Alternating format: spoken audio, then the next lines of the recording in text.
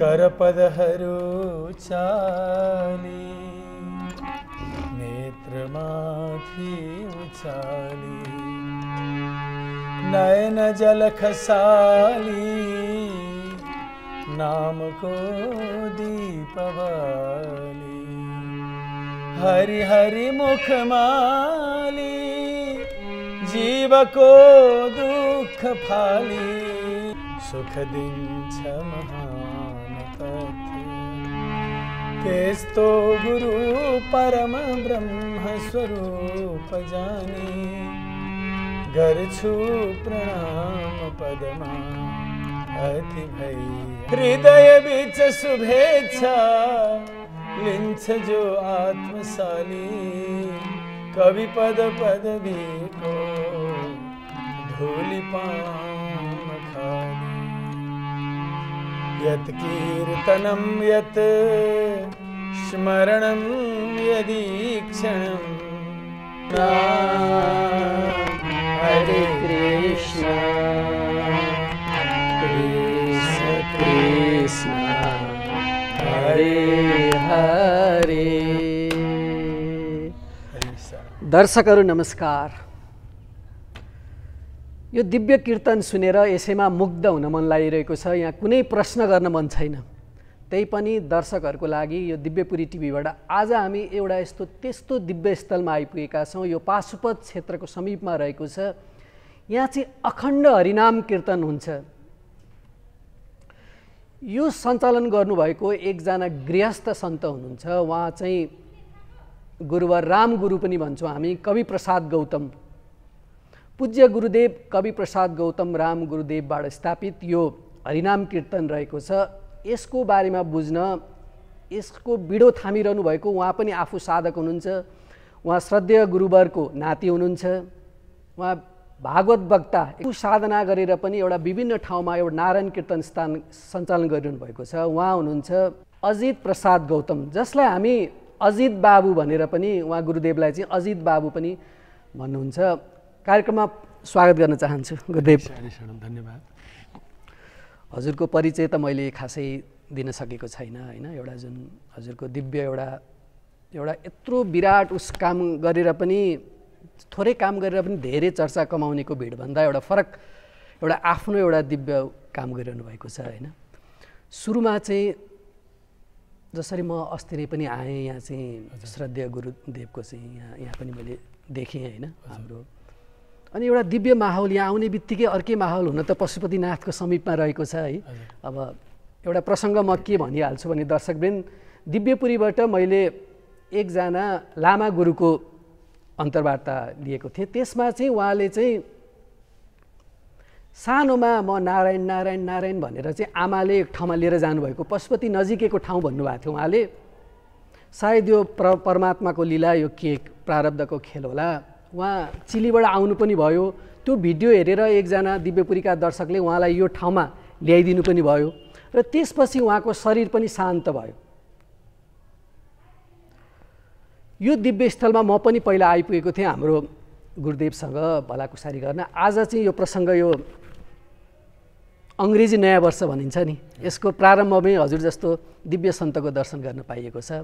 मलाई चाहिँ सुरुवातमा चाहिँ राम गुरुदेव जुन हामी कवि प्रसाद गौतम गुरुदेव उहाँको बारेमा अलिकति सुरुवात गरौँ। उहाँ कस्तो किसिमको सन्त हुनुहुन्थ्यो, कसरी?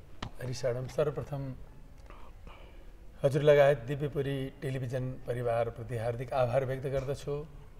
र यो पवित्र दिव्य स्थान एक त विश्वमा अतुलनीय यो भूमि हुन त सम्पूर्ण भूमण्डल नै एउटा समस्त लोकमा सर्वश्रेष्ठ मानिएको छ यो धराधामलाई। त्यसमा पनि यो हिमवत खण्ड हाम्रो यो जुन नेपाल भूमि, त्यसमा पनि भगवान पशुपतिनाथको सामिप्यमा परम पूज्य नामावतार रामगुरु कवि प्रसाद गौतमज्यू उहाँबाट स्थापित यसको ऐतिहासिक पृष्ठभूमिलाई अलिकति म खोतल्न चाहन्छु, अलिकति उद्घाटन गर्न चाहन्छु कि विक्रम सम्वत 1986 साल, अहिले विक्रम सम्वत 2078 सालको पौष महिनामा हामी बसिरहेका छौँ। पौष महिना चलिरहेको छ। अब यही पौषको 26 गते हामी यो वार्षिक महोत्सवको वर्षगाँठको समीपमा छौँ र 1986 साल पौष 26 गते यो वर्ष गन्दाखेरि यो वर्ष 92 वर्ष पूर्ण भएर 93 वर्षमा यो अभियानले अगाडि बढिरहेको छ। नेपालको इतिहासमा त्यो समय एउटा धार्मिक, आर्थिक, राजनैतिक, सामाजिक त्यो परिवेश अब अहिले सम्झँदाखेरि पनि त्यो किसिमको परिवेशमा एउटा खुला आकाशमा सडकमा चाहिँ हरिनामको ध्वनिलाई आफ्ना भाइहरूको साथमा, आफ्ना अनुयायीहरूको साथमा त्यो बेलामा पक्कै पनि सहज थिएन। हरेक किसिमबाट एउटा भागवतलाई एउटा माने आन्दोलनको रूपमा, हरिनामको एउटा आन्दोलनको रूपमा उहाँको उद्देश्य यही एक मात्र थियो कि समस्त प्राणी मात्रको आत्यन्तिक कल्याण, परम कल्याण। कुन उद्देश्यले मानव जीवन हामीलाई प्राप्त भएको हो? अघि नै यहाँले भन्नुभयो तत्त्व, जीवस्य तत्त्व जिज्ञासा नार्थो यस्येह कर्मभि। नाना प्रकारका कर्महरू गरेर जसरी नारकीय जीवनमा भड्किरहेको जीव मानव जीवन प्राप्त भइसकेपछि केवल त्यो कर्महरू मात्र गर्नको निम्ति होइन, तत्त्व जिज्ञासाको निम्ति हो। तत्त्व भनेको भागवतमा खोलिदिएको छ, वदन्ति तत्तत्त्वविदस्तत्त्वं यज्ञानमदवयं ब्रह्मेति परमात्मेति भगवानीति शब्दते। त्यो तत्त्व भनेको के हो त भन्दा ज्ञानीहरू अर्थात् परमहंसहरू त्यो तत्त्वलाई ब्रह्म भनेर पुकार्दछन् जो व्यापक रूपमा छ। योगीहरू जसको दिव्य दृष्टि छ ती योगीहरू परमात्मा भनेर पुकार्दछन् र भक्तहरू भगवान भनेर पुकार्दछन्। त्यही परम तत्त्व। अब ब्रह्मको रूपमा व्यापक रूपमा रहेको परम तत्त्वलाई कुनै गिने चुनेका उत्कृष्ट तहमा पुगेका अन्तिम निचोडमा सर्वोच्च कोटिका साधकहरू बाहेक जनसाधारणले त्यो ब्रह्म तत्त्व साक्षात्कार गर्न मुस्किल छ। त्यो त परमहंसको जसको दृष्टि, जस्तो सुखदेव स्वामी जस्ता स्त्री पुंभिदा न तो सुतस्य विविक्त दृष्टे हे, जसको दृष्टिमा स्त्री पुरुष माने भनौँ न कुनै पनि भेद नभएको त्यस्तो दृष्टि, जसको दृष्टिमा केवल ब्रह्म छ। सुखदेव स्वामी जस्ता त्यो लेभलमा पुगेका, त्यो तहमा पुगेका जीव मात्रले बल्ल ब्रह्मको साक्षात्कार अर्थात् ब्रह्मबाट त्यो रसको अनुभूति गर्न सक्ने भए। अब यो परमात्माको निम्ति पनि भागवतमा लेखिएको छ, पश्यन्ते दो रूपमदभ्र चक्षुषा। जसको दिव्य दृष्टि छ, जसको निर्मल दृष्टि छ, त्यस्ता दृष्टिवालाहरूले मात्रै त्यो परमात्मा तत्त्वलाई साक्षात्कार गर्न सक्छन्। अब त्यति मात्रै त जगतमा छैनौँ हामी। त्यस कारणले अब भगवत तत्त्व कस्तो छ त भन्दाखेरि भगवानको महान लीलाबाट यो अवगत हुन्छ कि भगवान जब नरसिंह भएर सवारी भयो, प्रह्लादले पनि दर्शन पाउनुभयो र हिरण्यकशिपुले पनि दर्शन पाए। अब भगवान जो ब्रह्म रूपमा हुनुहुन्थ्यो केवल प्रह्लादले मात्रै, परमात्मा रूपमा हुनुहुन्थ्यो केवल प्रह्लादले मात्रै दर्शन पाएका छन्। तर जब भगवान नरसिंहको रूपमा भगवानको रूपमा प्रकट भइबक्सियो तब मात्र सर्वसुलभ हो त्यो दर्शन सम्पूर्णले प्राप्त गर्न सक्नुभयो। र त्यो भगवत साक्षात्कारको निम्ति कलियुग केवल नाम आधारा, नाम संकीर्तनम यस्य सर्व पाप प्रणाशनम प्रणामो दुःख समनस्तम नमामि हरिम परम। र कलियुगको निम्ति र 4 युगमा 4वटा विधान बताइएको छ भगवत साक्षात्कारको निम्ति। कुनैमा तपस्या, कुनैमा यज्ञ, कुनैमा पूजा र कुनैमा अर्थात् कलियुगमा नाम संकीर्तन। यत्फलम नास्ति तपसा न योगेन समाधिना तत्फलम लभते सम्यक कलौ केशव कीर्तनात्। भगवान केशवको अर्थात् परब्रह्मको नाम संकीर्तन द्वारा नै जुन 10,000 वर्ष तपस्या गरेर सत्ययुगमा प्राप्त हुने फल, पूजाबाट प्राप्त हुने फल, यज्ञबाट प्राप्त हुने फल र कलीमा भगवान नाम संकीर्तनबाट प्राप्त हुन्छ, आत्म साक्षात्कार हुन्छ भन्ने सम्पूर्ण शास्त्रको निचोड स्वरूप श्रीमद् भागवत, त्यो श्रीमद् भागवतकै जुन मूल तत्त्वलाई अङ्गीकार गरेर परम श्रद्धेय परम पूजनीय रामगुरु कविप्रसाद गौतमज्यूले यो अखण्ड हरिनाम संकीर्तनलाई यो नेपालको धराधाममा एउटा अपूर्व अलौकिक यो जुन कार्य थालना गर्नुभयो। र आज तक अघि मलाई हजुरले भन्नुभयो म निमित्त मात्र हुँ, मलाई केवल कृपा मात्र परेको हो। यो उहाँको कृपा र उहाँका त्यागी जति भक्तहरू हुनुहुन्छ, शुभेच्छुक भक्तहरू हुनुहुन्छ, उहाँले ब्रजभावको माने दिव्य जुन प्रसाद बक्सेर सखा भाव र सखी भावमा पूजा गरिबक्सेका ती आदरणीय जति भक्तहरू हुनुहुन्छ, उहाँहरूको जुन सतप्रयास, जुन लगनशीलता, त्याग र तपस्याको फलस्वरूप आजसम्म यो अभियानले कुनै पनि प्रकारको बिचमा कति कति परिवर्तनहरू भए, कति कति राजनीतिक आदि जति परिवर्तन भए तापनि यो अभियान सार्वभौम रूपले अगाडि बढिरहेको उहाँको भगवत कृपा, भगवानको कृपा र गुरु कृपा र गुरुका भक्तहरूको यो लगनशीलता, त्याग, तपस्याको फल माने जुन फल हो, त्यो आज तक हामीले यसलाई प्राप्त गरिरहेका छौँ। यो देन उहाँकै हो।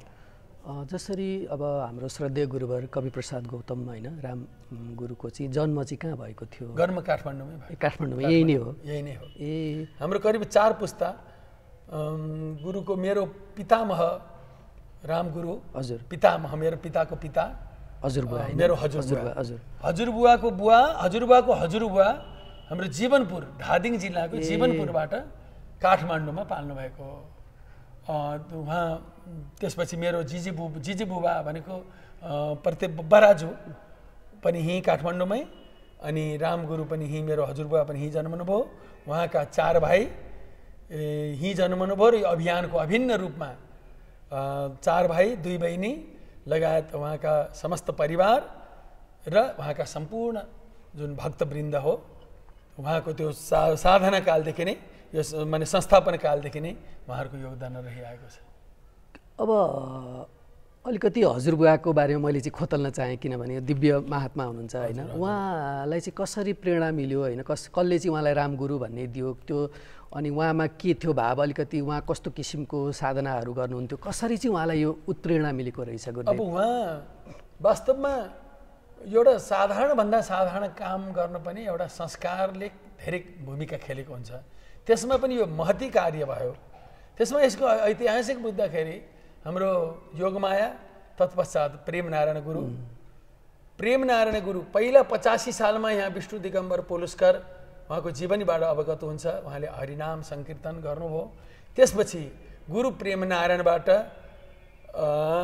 उहाँलाई अब उहाँको र हाम्रो रामगुरुको र प्रेमनारायणको अब दीक्षाको रूपमा मात्रै नभइकन एउटा प्रेमको रूपमा उहाँले गुरुको रूपमा उहाँलाई स्वीकार गर्नुभयो।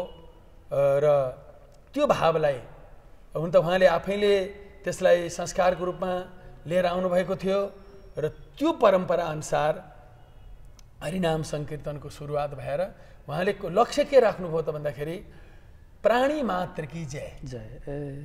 यो जुन सनातन धर्मको अथवा सनातन तत्त्वको जुन लक्ष्य हो नि, यहाँ कुनै एक जाति, एक वर्ग, एक लिङ्ग, एक वाद हैन, सम्प्रदाय, एक सम्प्रदाय, वास्तविक सनातन सम्प्रदाय। सनातन सम्प्रदाय बीचमा कुनै जुन भगवानले आज्ञा भएको छ, हन्तते कथयिष्यामि मम धर्मान् सुमङ्गलान्, जुन भागवतको 11 स्कन्धको 29औं अध्यायमा जुन भगवान श्री कृष्णबाट उद्धवलाई आज्ञा भइबक्सेको जुन परम तत्त्व छ, वास्तवमा रामगुरुले त्यसैलाई आधारशिला मानिबक्सेर त्यसकै अन्तर्गत त्यहाँ के भनेको छ भने कुर्यात सर्वाणी कर्माणी, जे तिमी कर्म गर्छौ त्यो कर्म गर्दाखेरि पहिला मलाई सम्झेर गर हो। त्यही भागवतको 29औं अध्यायको जुन अब प्रमाण के हो अथवा यो सिद्धान्त के हो, यसको मूल आधार के हो त, कुन आधारमा तत्त्व, कुन आधार तत्त्वलाई रामगुरुले अवलम्बन गरेर यो अभियानलाई सुरुवात गर्नुभयो भन्दाखेरि समग्र भागवतकै मूल तत्त्वलाई उहाँले को अवलम्बन छ। र त्यसमा पनि 29औं अध्याय त्यो भागवत धर्मको जुन भगवानले व्याख्या गरिबक्सेको छ त्यसलाई आधार मानेर यो अभियान त्यही मुताबिक यो अभियानलाई उहाँले अगाडि बढाइबक्सेका छ। भनेपछि एउटा जुन अब उहाँमा त्यो भाव आयो जसरी भन्नुभयो नि, अब हजुरले पनि सान्निध्यता, हजुरबुवाको सान्निध्यता कति वर्षसम्म प्राप्त पाएँ? म अब 26 सालको हो। हजुर, मैले 42 साल फागुन 17 गतेसम्म उहाँको सान्निध्य। अनि त्यो सान्निध्यता पाउँदाखेरि उहाँका ती कुराहरू जुन हुन्छ नि, उहाँसँग सान्निध्यता मैले जसरी अघि एउटा हजुरलाई सानो प्रसङ्ग मैले हाम्रो हजुरबुवाको कुरा सानो गरेँ हुन त, अनि त्यो हुँदाखेरि हजुरको आफ्नो आध्यात्मिक ज्ञान हुन त माहौलै यस्तो छ दिव्य होइन, त्यसमा पनि हजुरले चाहिँ आफ्नो त्यो जुन मैले चाहिँ अहिले गुरुदेवको प्रसङ्ग, किनभने हजुरको गुरुदेव जसरी भन्नुभएको छ नि पूज्य गुरुदेव रामगुरु, अनि उहाँमा जुन त्यो साधना, उहाँमा त्यो जुन भक्ति भन्नुभयो नि, त्यो हजुरमा आफूमा चाहिँ कसरी त्यसरी रूपान्तरण हुँदै आयो, ती कुराहरू पनि अलिकति जानौँ न गुरुदेव। यस्तो अब अखण्ड कीर्तन सुरु भयो, तत्पश्चात विभिन्न महोत्सवहरू सुरु हुँदै गए। अब हामी म 26 सालमा मेरो जन्म भयो, त्यसपछि मेरो भाइ अतुल बाबुको 28 सालमा जन्म भयो, त्यसपछि बहिनीको 31 सालमा जन्म भयो। उहाँले बाल्यकालदेखि नै अब एउटा पितामहले एउटा पौत्रलाई गर्ने स्नेह स्वाभाविक हो। समाजमा भन्ने चलन चाहिँ के भने साउको भन्दा ब्याजको बढी माया हुन्छ भन्ने एउटा चलन, त्यो परम्परा छ, अहिले पनि देखिएको छ है, समाजमा छ। कतिपय अब कहीँ अपवादको रूपमा त्यो एक दुईवटाको लागि त्यो लिनु हुँदैन। र त्यो एउटा त्यसको साथसाथै उहाँले अब के देख्नुभयो, एउटा अतुलनीय कृपा।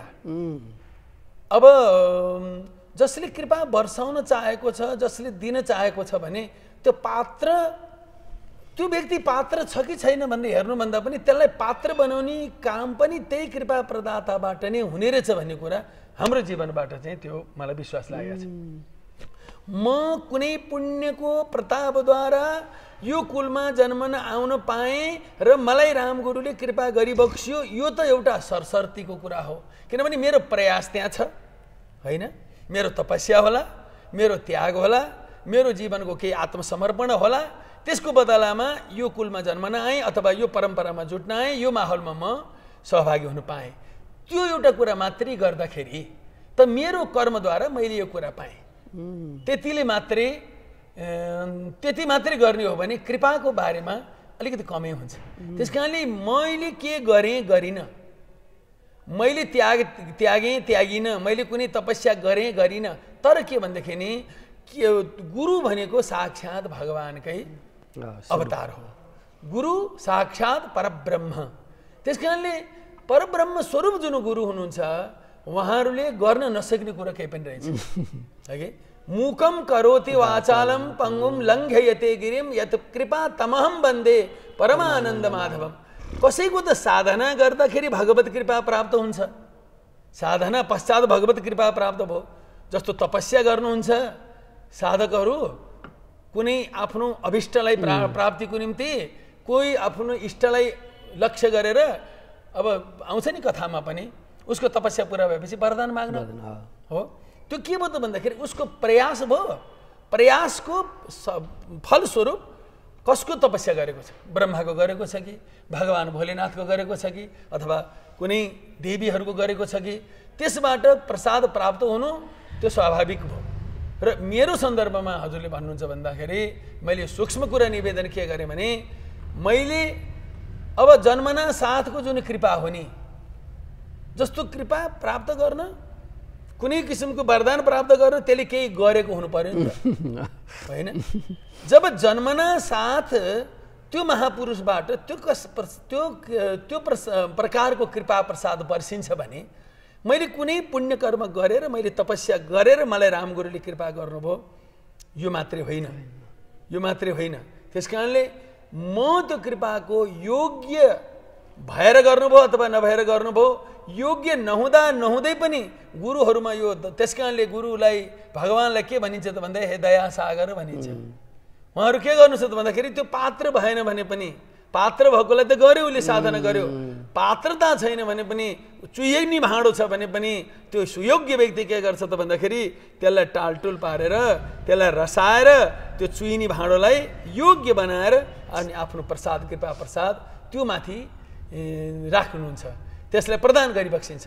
मलाई जहाँसम्म लाग्छ म प्रति जुन रामले बक्सेको, मेरो हजुरबुवाले मेरो गुरुले, मेरो जीवन सर्वस्वले अथवा भाग्य विधाताले जुन दिनुभयो हामीलाई, मलाई भनौँ, त्यो चाहिँ मलाई जहाँसम्म लाग्छ यो साधनाको मात्रै होइन, उहाँको जुन कृपाको यो सर्वोच्च त्यो दयालु जुन गुरु भनेको दया स्वरूप हुन्छ, दयार्द हुन्छ भनेर जुन भनिन्छ, त्यसको प्रमाण चाहिँ मैले राम गुरुले मलाई जुन वर्षाएको, मलाई मात्रै होइन, यावत हामी सखा सखीहरूलाई, यावत भक्तहरूलाई उहाँले गरिबक्सेको, प्राणी मात्रलाई गरिबक्सेको जुन दया हो, जुन कृपा हो, जुन शुभकामना हो, जुन शुभाशीर्वाद हो, किन त उहाँले मलाई मात्रै भइदिए त प्राणी मात्र कि जय त भन्नुहुन्न थियो नि त। प्राणी मात्र कि जय, त्यो प्राणी भजन गरेको छ कि छैन, त्यो प्राणी भगवानको शरण परेको छ कि छैन, त्यो उहाँले त्यसमा हिसाब राख्नु भएन। शरण परेको हो अथवा नपरेको हो, सबैको जय होस्, यो भाव राखेको हुनाले त्यही विषयको कृपा हामीमाथि पनि पर्यो र हामीले यति बोल्ने, यति हजुरहरू जस्ता साधकहरूको होइन एउटा सङ्गत हामीले पायौँ। एउटा हजारौँको सङ्ख्यामा भगवानको सेवाको निम्ति ठुल्ठुला साधकहरूले पनि मागिराखेका छ हजुर। जस्तो प्रसङ्ग आउँछ, हामीले भगवानको सेवा गऱ्यौँ होइन, हामीले भगवानको भजन गऱ्यौँ यो होइन। भागवतमा ब्रह्माजी के भन्नुहुन्छ भन्दाखेरि कृष्णलाई, तदस्तु मेनाथ सबूरि भागो भवेत्र वान्यत्र तु वातिरस्साम् येनाहमेकोऽपि भवजनानां भूत्वा निसेवे तव पाद पल्लवम। यसको अर्थ पूज्य हजुरबुवा ज्योति प्रसाद गौतमज्यू जो राम गुरुको कान्छो भाइ हुनुहुन्छ, अहिले उहाँको पनि स्वधाम गमन भएको करिब 20 वर्ष लाग्यो, जसले भागवत कुञ्ज लगायत यस अभियानबाट, यस अभियानको निम्ति उहाँले सैकडौँ ग्रन्थहरू, कुनै आफ्नो माने मौलिक रचना छन्, कुनै छायानुवाद छ भने कुनैलाई नेपालीमा उहाँले रचना गर्नुभएको, जस्तो भागवत कुञ्ज, रामायण कुञ्ज, गीता कुञ्ज आदि उहाँले रचना गर्नुभएको छ। विभिन्न भावका ग्रन्थहरू उहाँबाट रचित छन्। त्यस कारण उहाँले त्यसलाई छायानुवाद गर्नुभयो। ब्रह्माले गाएकोलाई पूज्य हजुरबाले के गरिबक्स्यो, हे नाथ त्यो भाग्य ममा उदाओस्, यही जन्ममा वा पशु जन्ममा होस्, म अरू जन्म भए पनि मलाई फरक पर्दैन। ब्रह्माले मागेको, म के पाउँ त प्रभु, भक्तादिमा एक भएर दास गरौँ म सेवा पदकै छ आशा। ब्रह्माजीले माग्नुभयो, प्रभु मलाई सेवा गर्ने मौका बक्स्योस्। अब मैले आफूलाई भन्नु पर्दाखेरि मैले भगवानको सेवा गरेको होइन, भगवानले मलाई सेवा गर्ने मौका बक्स्यो। गुरुको सेवा मैले, अभियानको सेवा मैले गरेको होइन, गुरुले यो अभियानमा सेवा गर्ने मौका कति कति हुनुहुन्छ। त्यस कारणले त्यो कृपाबाट यो प्राप्त भएको प्रसाद, र म चाहन्छु, म प्रार्थना गर्दछु कि आजीवन यो प्रसाद प्राप्त गर्ने जुन कृपा हो त्यो कृपालाई सम्झिरहन सकौँ, यही प्रार्थना छ।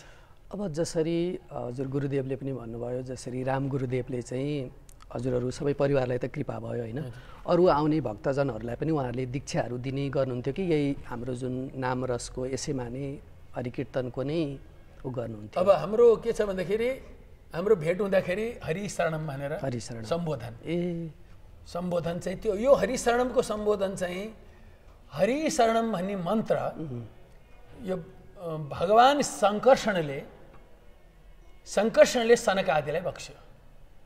एकपल्ट सनकादि भगवान एउटै रूप हो, सनकादि भगवानकै स्वरूप हो, अवतार हो, पहिलो अवतार। शङ्कर्षणको दर्शन गर्न सवारी हुँदाखेरि दर्शन गर्नुभयो र उहाँले मन्त्र दिनुभयो हरिशरणम, र भागवत श्रवण गराउनुभयो। अनि उहाँले सम्बोधनको निम्ति हरिशरणम नारायण र मन्त्रको निम्ति मन्त्र मात्र नभइकन महामन्त्र। महामन्त्र चाहिँ के त भन्दाखेरि हरे राम राम राम हरे हरे, हरे कृष्ण कृष्ण कृष्ण हरे हरे, यो 32 अक्षर। फेरि यो महामन्त्र के त भन्दाखेरि यो महामन्त्र केवल कलियुगको निम्ति, यसको नामै छ, उपनिषदबाट यो प्रकट भएको मन्त्र हो। उपनिषद माने कलि सन्तरणोपनिषद, विभिन्न उपनिषदहरूमध्ये कलि सन्तरणोपनिषद। अब यो नामबाट थाहा भयो कलिका जीवात्मालाई तरण तारण गर्नको निम्ति साक्षात नामको अवतार हो। हरे राम राम राम हरे हरे, हरे कृष्ण कृष्ण कृष्ण हरे हरे।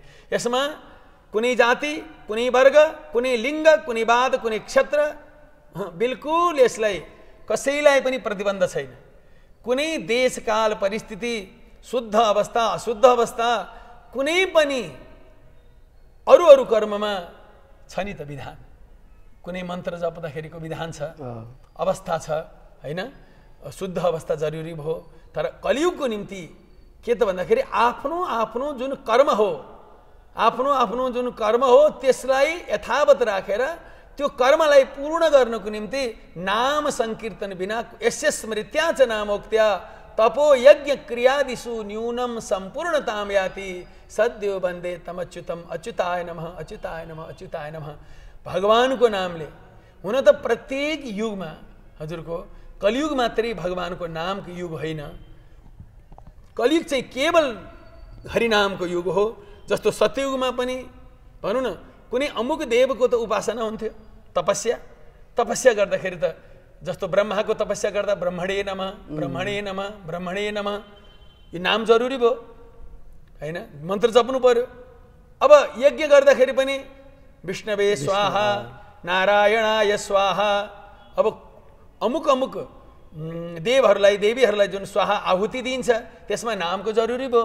जस्तो पूजा युग जो छ, पूजाको युगमा पनि हजुरको कुनै देवलाई आवाहन गर्नु पर्यो, हैन? म फलानो देवको पूजा गर्दैछु, नाम जरुरी भयो। र त्यो तीनमा अरू साधना प्रमुख थिए भने यसमा अरू साधना चाहिँ गौण भएर नाम संकीर्तन चाहिँ प्रधान हो यो युगमा। भनेपछि साधना नै भगवानको नाम स्मरण, नाम जप, यो जप्ने, स्मरण गर्ने, कीर्तन गर्ने, संकीर्तन गर्ने। हजुर हजुर, हर पल हर क्षण त्यही नै हो। माने आफ्नो कर्महरू जुन छ नि, रामगुरुले अरू कर्महरू पनि जुन वैदिक कर्महरू छन् नि, जुन हाम्रो अब जन्म भयो, हैन? अब त्यसपछि नामकरण संस्कार भयो, अन्नप्राशन संस्कार भयो, व्रतबन्ध भयो, जुन जुन जति कर्म छन् त्यो मृत्यु पश्चातका कर्महरू पनि ती सबै कर्महरूलाई यथावत राखेर त्यो कर्मको साथसाथै त्यसलाई पूर्ण गर्नको निम्ति चाहिँ भगवानको नामको साथमा कर्म गर। उहाँको चाहिँ किनभने यो कलियुगमा कुनै पनि कर्ममा पूर्णता हुन त्यो वस्तुबाट त्यसका चिजबिजहरू पूर्ण रूपेण जस्ताको तस्तै त्यो यज्ञले जस्तो किसिमको चाहना गर्छ नि, हैन? त्यो यज्ञले कस्तो घिउको चाहना गर्छ, कस्तो चामलको चाहना गर्ला, कस्तो जौको, कस्तो तिलको चाहना गर्ला, त्यो त नपुग्न पनि सक्छ नि अहिलेको अवस्थामा। हो, यज्ञ त छोड्नु भएन, परम्परा छोड्नु भएन, यज्ञ गर्नु पर्यो। तर के त भन्दाखेरि अब अशुद्ध शुद्ध भाव दुष्ट जे भए पनि त्यसलाई राम राम राम राम भनेर संस्कार गरेर एक दानालाई, उहाँले त हवनको के छ पद्धति, एक दानालाई राम नाम राम राम राम भनेर बिन्नी। त्यो बिनेर कति हुन्छ त, एक मुठी दुई मुठी जति बिनिन्छ त्यो चाहिँ परमेश्वरमा आहुति। त्यो त्यसरी हरिनाममय कर्म बनाउनु। अब गुरुदेव हजुरलाई मैले चाहिँ एउटा के जिज्ञासा आयो भने चाहिँ जसरी हामी जीवात्मा आत्मा परमात्माको कुरा गर्छौँ नि, अब त्यसको एकाकारको पनि कुरा गरिन्छ, होइन? अनि मिलनको कुरा गरिन्छ। हुन त हजुर अब भागवतको हुनुहुन्छ, होइन? अनि त्यसलाई चाहिँ यो भगवान नामको रसले, यो जुन भगवान नाम जुन भन्नुभयो नि हजुरले, भगवान नामको साधना, जुन भगवान संकीर्तन, यो नामले चाहिँ त्यसरी हामी यो जुन असरी जीवात्मा आत्मा परमात्मा चाहिँ कसरी एकाकार हुने, कसरी त्यो सधैँ हर क्षण अघि हजुरले भन्नुभयो नि सँगै मिलन, जुन अरू कर्म गर्दाखेरि पनि उहाँको नटुटोस्, स्मरण नटुटोस्, परमात्मासँगको त्यो स्मृति नटुटोस्, त्यो कसरी सम्भव छ गुरुदेव? त्यो सबभन्दा ठुलो कुरा के त भन्दाखेरि भगवत स्मृतिको सबभन्दा मूल शर्त भनेको प्रेम भयो। प्रेम है। अब प्रेमको बारेमा भागवतमा के छ भने भगवान नाम र भगवत कथा। अब जस्तो भनौँ न, हामीले बाहिरी समाजमा पनि प्रेम माया भनेर एउटै रूपले हेरिन्छ, त्यो ठिकै छ, त्यो तह अनुसारको। तर वास्तवमा के हो त भन्दा प्रेम भनेको त केवल आत्मा र आत्माको कनेक्सनको कुरा, आत्मा र परमात्माको कनेक्सनको कुरा। त्यसमा कुनै प्रकारको अर्को कारक तत्त्व हुँदैन। त्यो त स्वतः छ, त्यो त अनायास छ। जस्तो हजुरको बलेको बत्ती, होइन? बत्ती बलिराखेको छ नि, त्यो दीप, त्यो अनायास कुनै कारण छैन, ऊ जड होला तर ऊ आफ्नो आश्रयतिर फर्किराखेको छैन, बरु ऊ निप्दिन्छ। स्वधर्मी निधनम श्रेय, बरु ऊ निप्छ तर आफ्नो आश्रयतिर उसलाई थाहा छैन, त्यो बत्तीलाई थाहा छैन किन माथि फर्किराखेको छ, तर अनायास ऊ आफ्नो आश्रय तेज पुञ्जतिर फर्किराखेको छ। जस्तो पानी उसलाई थाहा छैन, त्यो जड के थाहा छ, समुद्र तल भन्ने के थाहा छ, समुद्र डाँडामा छ कि तल छ कि समुद्र छ कि छैन के थाहा छ होइन। तर त्यो के छ त भन्दाखेरि त्यो आफ्नो आश्रयतिर, जबसम्म आश्रय भेट्दैन तबसम्म बगिरहन्छ। तर आश्रय भेट्न पनि मूल तत्त्वमा जोडिएको कनेक्सनमा त जानु पर्यो नि। तपाईँले मरुभूमिमा लगेर एक अम्खाएर पानी घोप्टाइदिनु भयो भने त्यसले जतिसुकै चाहेर पनि त्यो बरु सुक्छ, त्यहाँ त्यो समुद्रमा जान सक्दैन। त्यसको निम्ति त नालीमै जानु पर्यो, अर्थात् कुलोमै जानु पर्यो, कुलो गएर सानो खोल्सोमा जानु पर्यो, खोल्सो गएर नदीमा जानु पर्यो, तब न पुग्छ। त्यस कारण भागवतमा के आउँछ त्यो प्रसङ्ग भन्दा एवं व्रत स्वप्रिय नाम कीर्त्या, आफ्नो प्रियको नाम कीर्तन। आफ्नो प्रिय भनेको सबभन्दा प्रेम शिरोमणि भनौँ न, प्रेमास्पद, सबै कुराले प्रिय छ। जस्तो यो पनि प्रिय छ, यो पनि प्रिय छ, शरीर पनि प्रिय छ, सबै प्रिय छ। तर सबभन्दा प्यारो वस्तु के हो त? सबभन्दा भन्ने त एउटा हुन्छ नि हजुर, हुँदैन र? सबभन्दा प्यारो के छ त? त्यो सबभन्दा प्यारो भगवानलाई मान्दैमा त्यसले के घर छोडेर हिँड्नुपर्छ त भनेको छैन त। घरलाई प्रिय प्रेम नगर भने सबभन्दा प्यारो जसले भगवानलाई मानिसकेका छ नि त्यसलाई न घरले छेक्छ न परिवारले छेक्छ, किनभने घर पनि भगवानको मन्दिर देख्छ उसले। सबभन्दा प्यारो मेरो भगवान हो।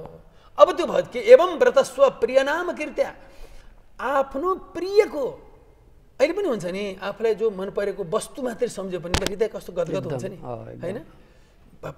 अब जस्तो कसैले पाले कुकुर देखेको छ, उसलाई मन परेको छ, उस्तै कुकुर यतापट्टि छ, त्यो वास्ता गर्दैन, त्यो आफ्नो कुकुर चाहिँ उफ्रिँदै आएछ भने उसलाई हृदय गलले एकछिनको निम्ति माने क्षणिक भए पनि एकछिन उसले चाहिँ आह्लादित भएको अनुभूति गर्छ। माने त्यो त वास्तवमा त होइन र पनि एकछिनको निम्ति उसले त्यसलाई त्यो अनुभव जस्तो हुन्छ।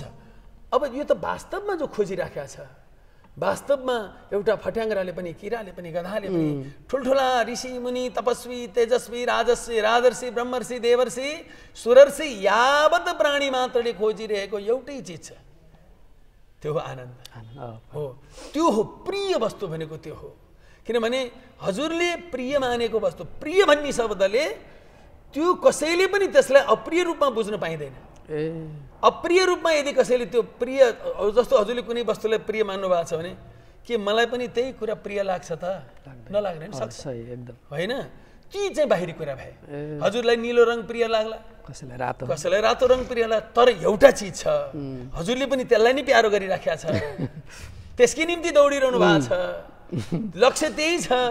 जस्तो अहिले भन्नुहुन्छ नि पिताजी चाहिँ एउटा दिव्यपुरी धाम गर्ने, बस त्यो के को त त्यसबाट सबैले एउटा आनन्द प्राप्त गरून् होइन, सबैले आनन्द प्राप्त गर्ने एउटा माहौल बनोस् होइन त, अन्तिम लक्ष्य त त्यसबाट सबै लाभान्वित हुन्, आफ्नो सनातन तत्त्वमा जुटुन्, कतै नबिखरिउन्, सबैले आश्रय पाएर म को हुँ भन्ने कुराको त्यहाँ तत्त्व जिज्ञासा गर्ने एउटा माहौल बनोस्। त्यसको अन्तिम लक्ष्य त के त भन्दा परमानन्द नै होइन। त्यस कारणले आफ्नो प्रियको, त्यो प्रिय भन्ने वस्तुको त्यो आनन्द भन्ने वस्तु के हो त भन्दाखेरि, आनन्द भन्ने वस्तु एउटै छ। आनन्द प्राप्त गर्नलाई साधना माने भनौँ न, आनन्द यो चिजबाट पाइन्छ भनेर विभिन्न व्यक्तिको विचार अनुसार, रुचिनाम वैचित्र्यम, आफ्नो रुचि अनुसार कसैले यो चिज पाएदेखि आनन्द हुन्छ भन्ठानेको छ, कसैले यो चिज प्राप्त भएको। अब अहिले ज्याकेटहरू लाउँदा आनन्द प्राप्त हुन्छ भन्ठानेको छ, अब 2-3 महिना पछाडि यसरी ढोका थुनेर हामी यहाँ बस्यौँ भने त्यो ज्याकेट फुकाल्नुपर्छ होइन। त्यो आनन्दको लेस छ, त्यसमा आनन्दको अंश छ। त्यो आनन्द रूपमा केही अंश त्यो आनन्दको त्यहाँ छिटा परेको भएर नै हामीलाई केही त आनन्द त प्राप्त भएको छ नि त। त्यस कारणले भगवानको नाम र भगवानको कथाबाट के भयो, एवं व्रत स्वप्रिय नाम कीर्त्या जातानुराग, अनुराग त्यो बाहिरबाट कसैले दिएर आउने होइन, भित्रभित्र कहाँ आह्लादित हुने, गदगद हुने, त्यो सबलाई अधिकार दिएछ बाबु। हामी अधिकारको कुरा धेरै गर्छौँ, तर हामीलाई भगवानले कस्तो अधिकार दिएछ? तन्मय हुने अधिकार दिएछ, भगवानमय हुने अधिकार दिएछ। साधारण चिज होइन, साधारण अधिकार मात्रै होइन, कुनै देवता बन्ने अधिकार मात्रै होइन, तन्मय हुने अधिकार दिएको छ। त्यो मय हुने अधिकार दिएको छ। एवं व्रतस्व प्रिय नाम कीर्त्या जातानुरागो। अब त्यो कीर्तन गर्दा गर्दा के भयो त भन्दाखेरि अनुराग जन्मियो, भित्रभित्र गद गद गद गद हुन थाल्यो अनि आफ्नो प्रिय जो छ संसारलाई त्यही रूपमा देख्न थाल्यो। जातानुरागो द्रुतचित्त उच्चही हसत्य थो रोदिति रौति गायत्युन्मादवन नृत्यति लोकवाह्य। त्यो एकछिनमा खिलखिलाएर हाँस्न थाल्छ, एकछिनमा आफ्नो प्रियको त्यो भजन गर्दा गर्दै त्यो कथामा डुब्दा डुब्दै अब उसको बाणी पनि बन्द भयो अनि त के हाँस्न थाल्यो, गदगद भयो, एकदम गदगद भएर आफ्नो त्यो प्रियसँगको मिलनको उसलाई अनुभूति भइराखेको छ। अब परम प्रियसँगको जुन मिलनको निम्ति लाखौं लाख जीवन पार गरेर यो रूपमा यो शरीरमा भगवत कृपाबाट त्यो मिल्न आएको चिजसँग मिलन भएको अवस्था कस्तो होला हैन हजुर। अनि त्यसकारणले त्यो यो युगको निम्ति अन्य साधनाको साथसाथै सर्वोच्च साधना चाहिँ भगवान नाम संकीर्तन र श्री भागवत कथा चाहिँ सत्सङ्गतको माध्यममा चाहिँ त्यो चिजलाई जोड दिएको छ। भागवतमा पनि महात्म्यमा बताइयो, हजुरको म थोरै निवेदन गरेँ के अरे काल ब्याल मुखग्रास त्रास निर्णास हेतवी। भागवत के हो त भन्दाखेरि शरीरको मृत्युबाट बचाउने भन्ठान, त्यो मृत्युको भयबाट बचाउने। अहिले मृत्युबाट भन्दा पनि मृत्युबाट एकचोटि शरीर ढल्छ तर मृत्युको भयबाट हामी पल पल कहिले के को डर लागेको छ, ल यस्तो आएर है यस्तो आएर है, ल बर्बाद भयो, अब मरिने भयो। मर्ने त शरीर एक दिन अवश्यमेव छ। शरीर जतिसुकै टाउको फुटाए पनि रहनेवाला पटक्कै छैन, आत्मा जानेवाला छैन। एउटा रहनेवाला छैन, एउटा टिक्नेवाला छैन, एउटा नासिनेवाला छैन। अब नासिनेवालालाई चाहिँ ध्यान दिन सकिएन, त्यो अविनाशी तत्त्वलाई ध्यान दिन सकिएन। अब यो नासिनेवालामा बढी ध्यान केन्द्रित भयो र अघि हजुरले भनेको जस्तो अब यसलाई त्यो प्रियलाई त्यो भित्र प्रेम जगाउनको निम्ति चाहिँ भगवान नाम, भगवत कथा, भगवत चिन्तन, भगवत ध्यान र त्यसको निम्ति बताइयो कि भगवानका भक्तहरूको समीपमा रहेर, भक्तको समीप बिना यो कुराको सम्भव छैन। अब जसरी हजुरले त हजुरको घर आएपछि नि यसरी दिव्य सन्त होइन एउटा जुन अब राम गुरुदेवको सान्निध्यता पाउनुभयो, माहौल पनि त्यही छ। अब हामी जस्ता युवाहरू जति अहिले देखिन्छ नि होइन, कति ठाउँमा भागवतहरू सुन्छौँ, कति ठाउँमा व्यापारका कुराहरू हुन्छन् होइन, त्यो अनि भागवत भन्ने मान्छेले पनि जुन एउटा प्रेम रसको जसरी अहिले हजुरले व्याख्या गर्नुभयो नि, त्यो मान्छेलाई पगाल्न सक्ने, त्यो भित्रबाट उसँग तत्त्वसँग एकाकार हुन सक्ने, उसलाई अनुभूत हुन सक्ने, उसलाई जाउँ लागौँ जागौँ भन्ने कुरोको अनुभूति पनि नहुँदो रहेछ नि त गुरुदेव। किनभने जसरी सुन्यो यसो गयो नाच्यो आयो अनि फेरि त उही त फेरि आफ्नो त्यो हजुरले भने जस्तो त्यो आफूसँगको त्यो तत्त्वसँग भन्दा पनि खालि आफ्नै ती शरीर यही अविनाशीसँगै एकाकार हुने डरका कुराहरू गर्नुभयो, लोभका कुरा, मोहका कुरा, तृष्णाका कुरा। अनि त्यो आउँछ, एकछिन भजन गर्यो, ध्यान गर्यो, 1 घन्टा गर्यो, अरू 23 घन्टामा चाहिँ फेरि त्यही वृत्तिहरू चाहिँ जसरी यी रसलाई चाहिँ हरक्षम हर पल चाहिँ एकदमै भक्तिमय प्रेम रसमय भित्रबाट ती ज्वाला फुटेर जान सक्ने अवस्था चाहिँ यो सबैमा भएको तत्त्व छ। तर किन यसरी भड्किरहनु परेको होला त गुरुदेव? किन पर्दा लाग्यो? अब हामीले चाहिँ के सम्झौँ जस्तो लाग्छ मलाई भने, अब भगवान सम्झिने भनेको एउटा निश्चित समय तोकेर होइन, निश्चित समय तोकेर एउटा निश्चित चिजको चाहिँ जस्तो भनौँ न, यहाँ आँखा बन्द गरेर यो चिजलाई ध्यान गरेर त्यो चिजलाई त्यो माथिल्लो स्तरमा पुगिसकेपछि भगवान के आज्ञा हुन्छ भने पहिला भगवानको दिव्य रूपको अझ हामी के भन्छौँ भन्दाखेरि त्यहाँसम्म पनि जस्तो मेरो लेभलकोलाई म के भन्न चाहन्छु भने पहिला आफ्नो कुरालाई ध्यान गर, पहिला आफ्नो श्वासदेखि श्वास फेरिराखेको छु, किन फेरिराखेको छु, मैले फेरेको छु कि, यदि मैले फेरेको भए मैले कतिपय कामहरू म कहिले कतिचोटि चिप्लेर लडेँ, किनभने त्यो मैले हिँडेको हो, त्यो मैले अलिकति गल्ती गरेर चिप्ल्या हो। त्यस्तै गरी के मैले प्रति श्वास मैले फेरेको हो भने 24 घन्टा मैले त्यो श्वासलाई मैले फेराइराखेको छु त छैन नि, दिनभरि पनि छैन, एकछिन पनि छैन। अब भनौँ न अघि हजुरसँग कुरा गर्दाखेरि पनि यो प्रसङ्ग त सम्झना छैन। अब ल यो सम्झिएछ अरे एकछिनलाई मानिलिउँ, अब राति सुतेको बेला मैले कसले यसले फेराइराखेको छ हो। यसरी बिस्तारै हजुर के भने अब यो ठुलो भास्टमा कुरा गर्दाखेरि भगवानको प्रेम यसरी एकाकार हुने यो कक्षा बढ्दै गएपछि यो स्वस्फूर्त रूपमा स्वतः यो बढ्दै जाने कुराहरू हुन्छन् साधकहरूको। तर के भने सुरुमा चाहिँ के भन्दाखेरि बिस्तारै मलाई कसले चलाइराखेको छ, मेरो अङ्ग प्रत्यङ्गहरू कसले चलाइराखेको छ, म निधाएको छु भनेको छु, म भनेको को हो।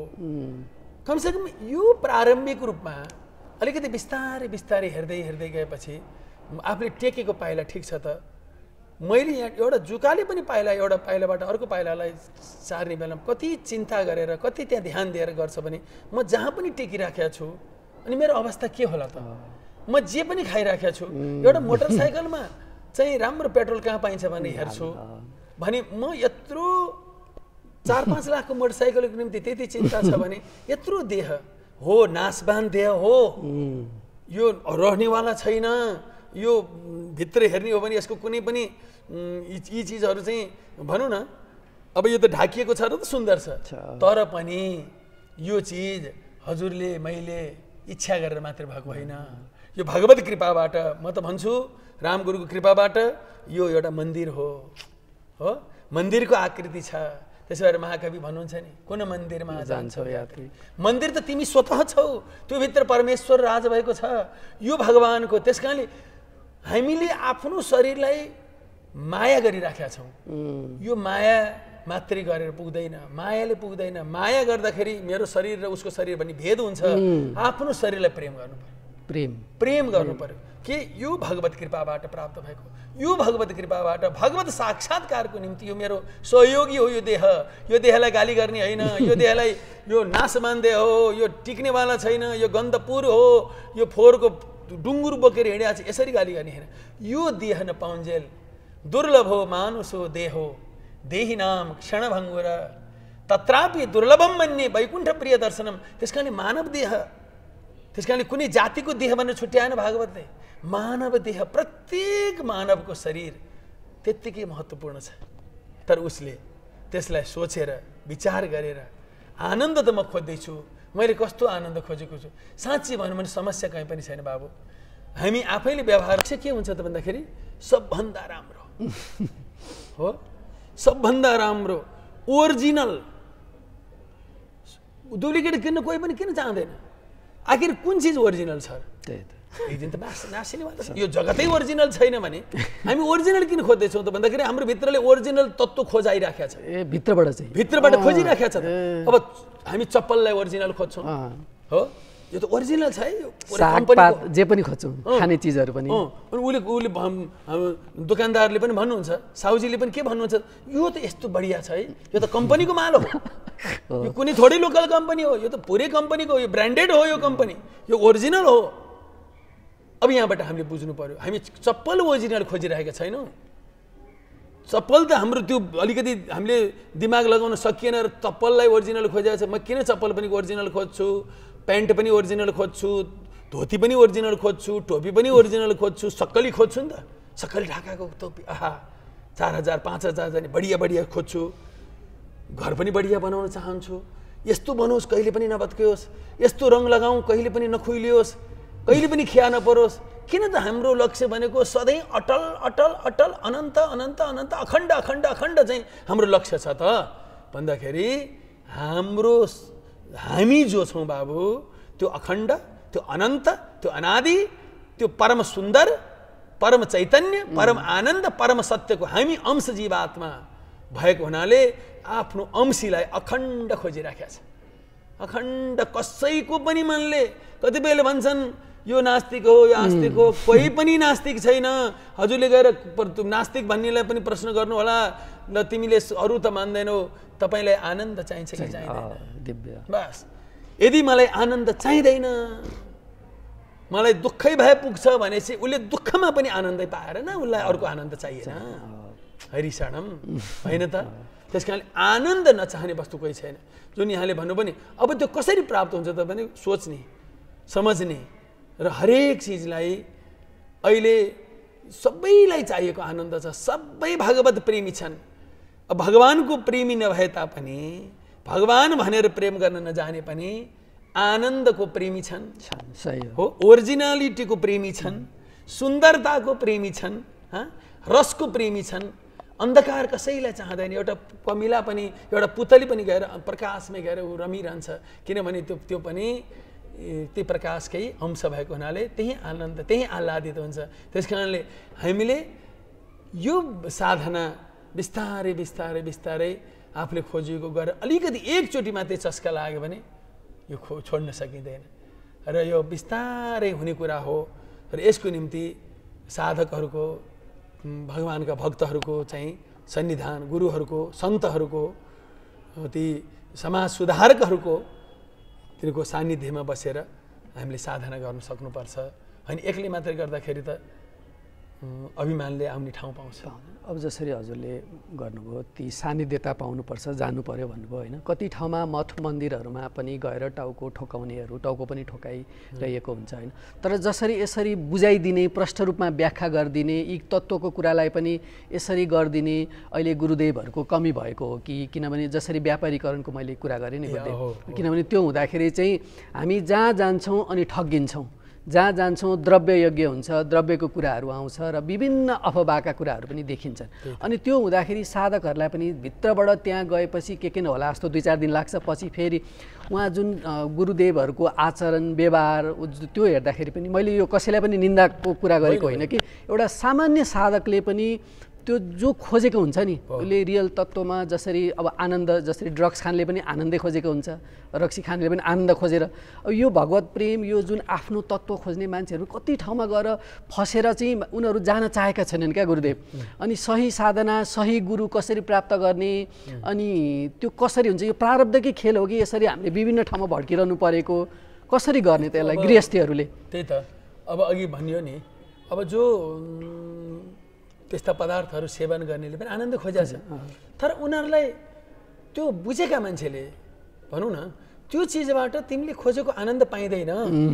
त्यो त आनन्द क्षणिक हो, त्यो क्षणिक पनि आनन्द तिमीले पाइरहेको सांसारिक तुच्छ आनन्द हो तापनि त्यो आनन्द पनि बाट पनि तिमी लुटिराखेका छौ होइन।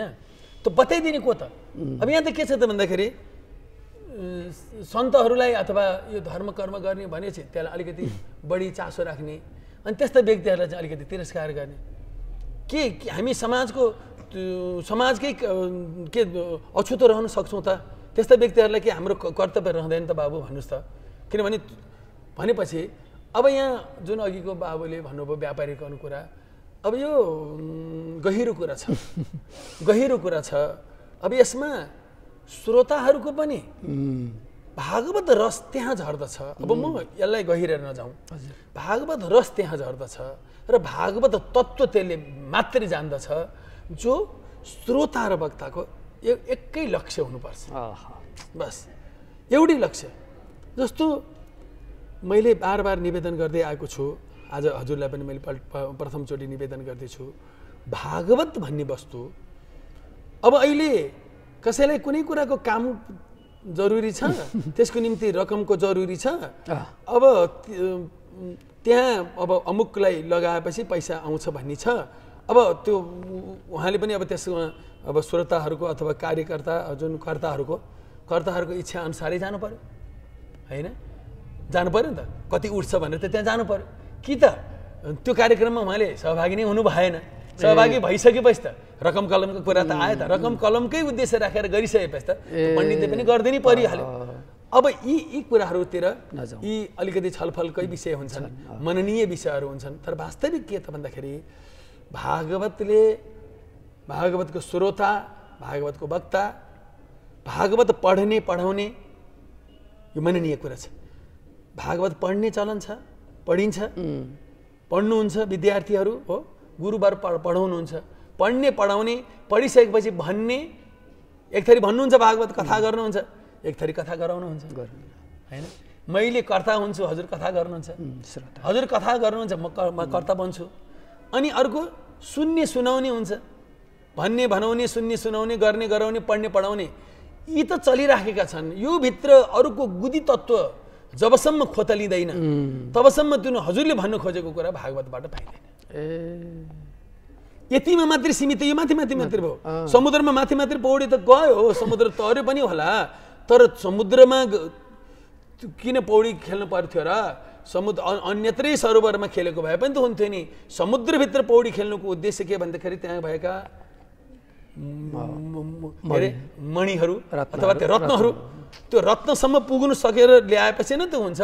अब के त भन्दाखेरि, तर त्यो रत्नसम्म पुग्न पनि त पौड्न त जानु पर्यो। बाहिरीमा त जस्तो भागवतको जुन तत्त्व खोतल्नको निम्ति त पढ्ने पढाउनु त गर्नु पर्यो, तर पढ्ने र पढाउने गरेर माथि मात्रै पौडी रहेर त त्यो पुगिँदैन। एक जीवन होइन, 1000 जीवन पौडे पनि त्यहाँ पुग्नेवाला छैन। तल गोता लगाएर जानु पर्यो, त पिँधमा त्यहाँ पुगेर खोज्न सक्नु पर्यो। र भागवतको चाहिँ के रहेछ त भन्दाखेरि, कृपाबाट थाहा भएको भागवत यी पढ्ने पढाउने भन्ने भनाउनेको साथसाथै अर्को भित्र लुकेको गुदी के छ त भन्दाखेरि, भागवत भन्ने वस्तु बन्ने, बुझ्नुहोस् है, बन्ने र बनाउने वस्तु रहेछ। बन्ने र त्यसको अन्तिम निचोड भागवतले के गराउँछ त?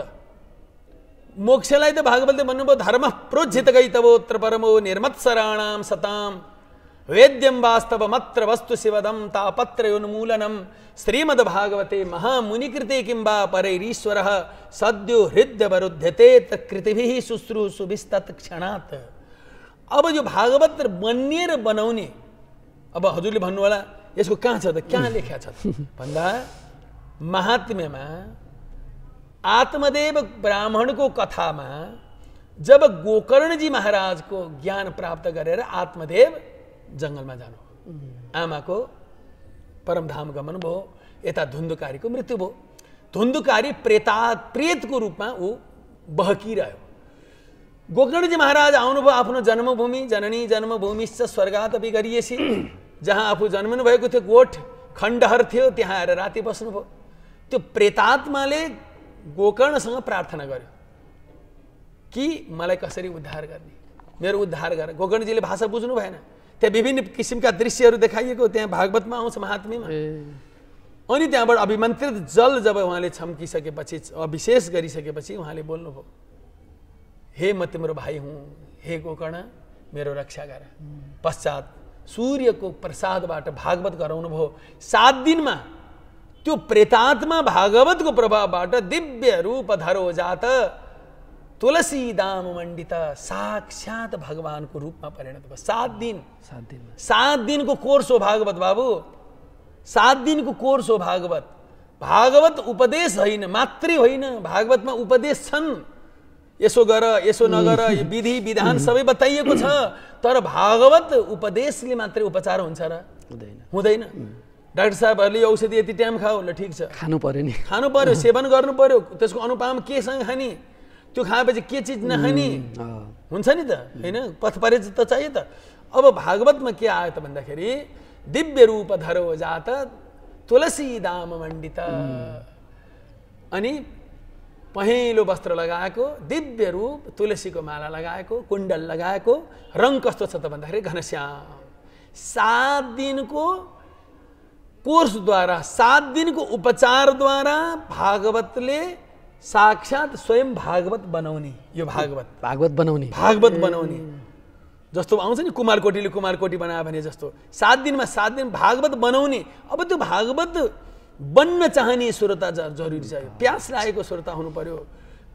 त्यस कारणले अब त्यसको निम्ति बार बार विचार गर्नु पर्यो कि मेरो प्यास फलानुबाट पुरा हुन्छ त, के मैले खोजेको त्यहाँबाट प्राप्त हुन्छ त। असाध्य विचार गरेर, असाध्य ध्यान गरेर, हरेक किसिमका विचार गरेर मात्रै हामीले अग्रसर हुनुपर्छ। र भागवत वास्तवमा साक्षात भगवानकै वाङ्मय स्वरूप हो।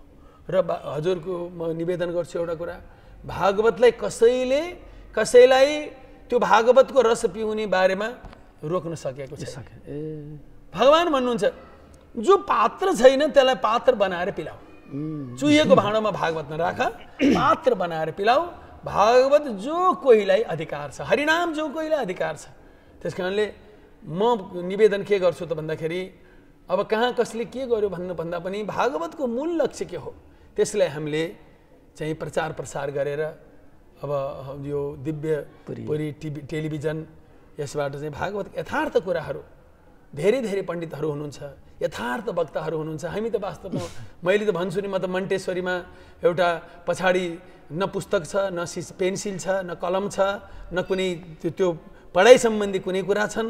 केवल एउटा सिसी मिनरल वाटर होला, बिस्कुटको पुरिया होला, तर त्यो विद्यार्थी भएर जसरी स्कुल जान्छ नि, त्यहाँ गएर खेल्छ कुद्छ, तर उसको नाम त विद्यार्थी हुन्छ।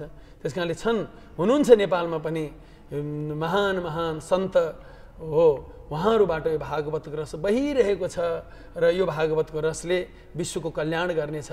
हामीलाई पनि त्यही अलिकति रामको त्यो कृपा प्राप्त भएर, हजुरहरू जस्ता भक्तहरूको सन्निधान प्राप्त भएर 2-4 वटा शब्द बोलेको मात्रै हो।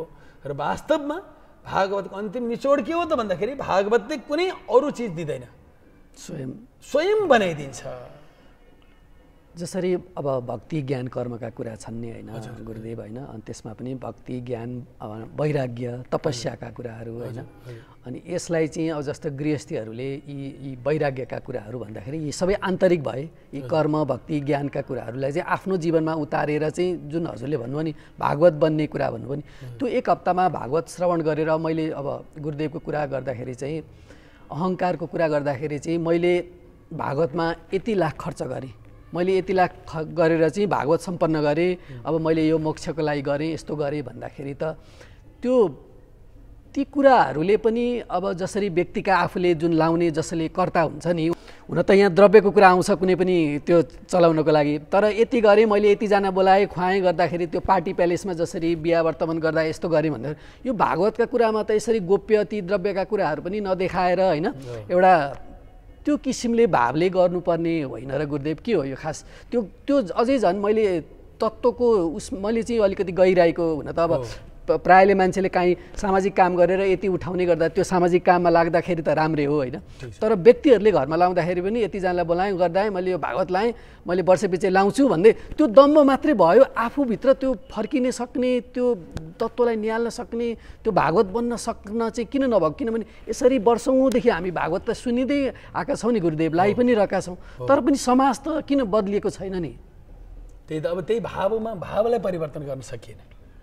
अब फलानाले गरेको भन्दा मैले गरेको चाहिँ राम्रो भयो, मैले यति गरेँ, हजुर यति गरेँ भन्ने भावना।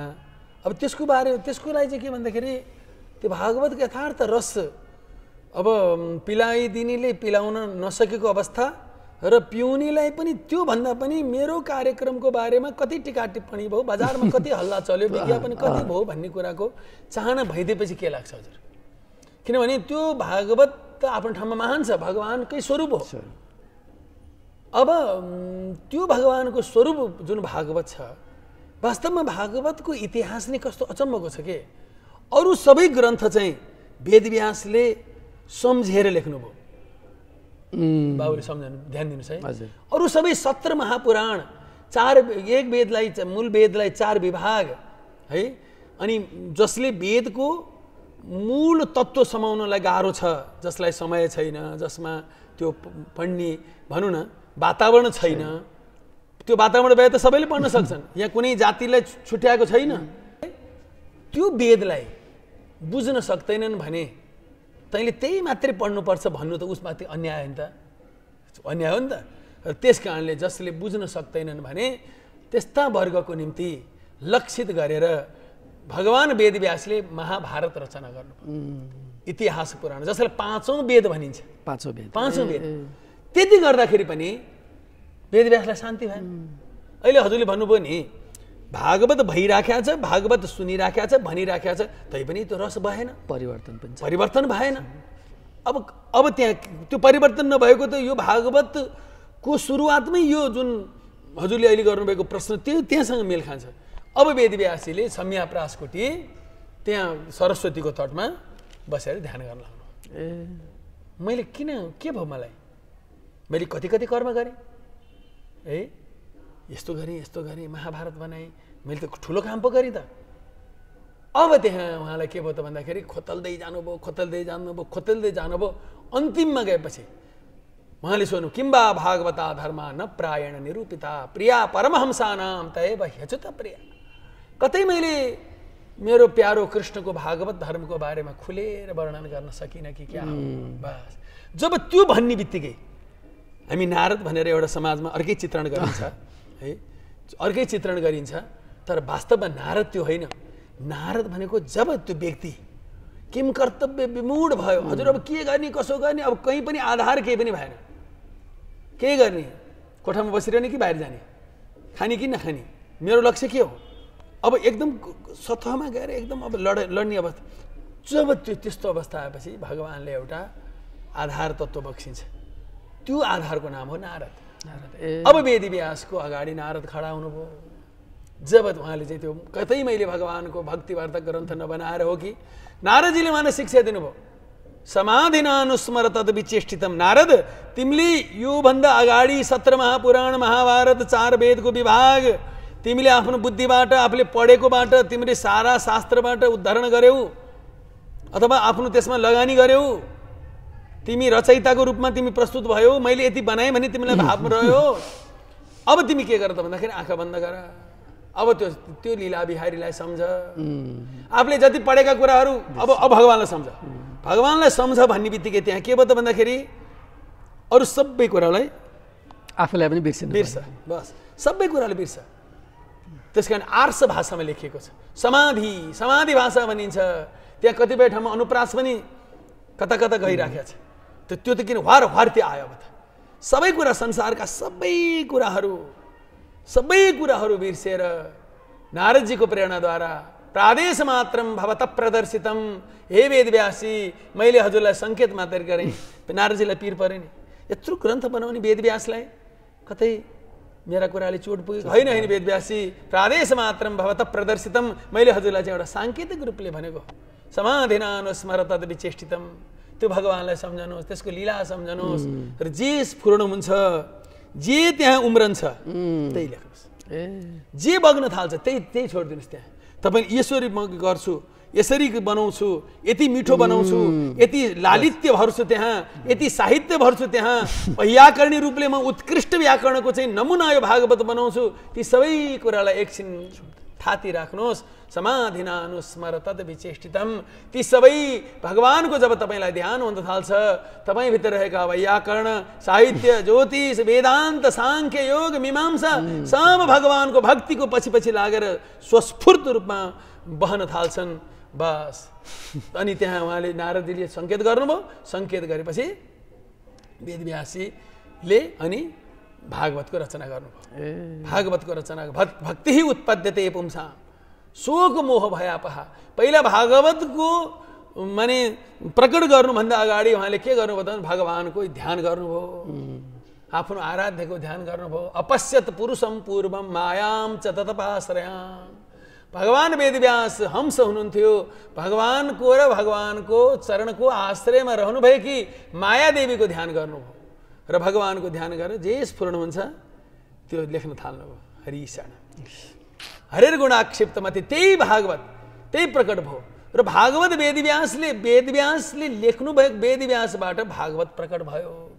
र भागवतको इतिहासमा भागवत पहिला कहाँबाट प्रकट भयो त भन्दा कस्मै एन विभासितो यमतुलो ज्ञान प्रदीप पुरा। पहिला यो भागवत भगवान नारायणबाट ब्रह्माजीलाई प्राप्त भयो।